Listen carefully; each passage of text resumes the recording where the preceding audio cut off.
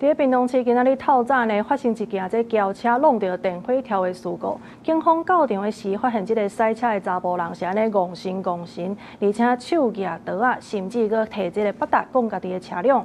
這車頂呢是有超出這毒品，喙內的塊胎嘛有第二級毒品的反應。落尾是甲這個查甫人移送屏東地檢署偵辦。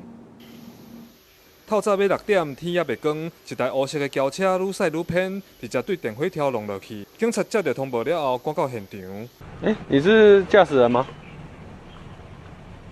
你是啥？警方到位發現駕駛手提一支刀啊，但是這名查甫人甲問話攏袂應，無想到伊甲刀啊囥佇塗骹了後，閣去摕八達講家己的車。警員感覺伊馬西，就隨通報支援，問駕駛敢有需要叫救護車，伊嘛拒絕。落尾佇車頂發現毒品，就甲這名查甫人帶轉去派出所。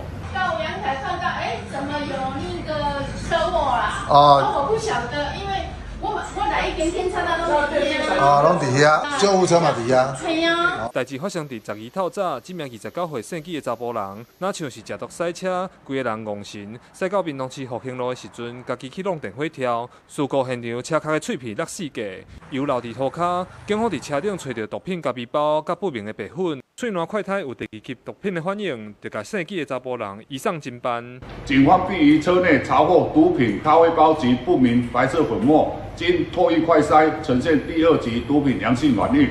全案依涉嫌公共危險罪及違反毒品危害防治條例、社會秩序維護法等罪嫌，已請屏東地檢署偵辦。事故轎車已經刷去派出所調查，車頭規密密麻麻，安全氣囊全部彈出來，想當時攏袂細力。警方提醒民眾千萬唔通食毒品賽車，莫害別人，閣害家己。記者柯明哲，屏東報道。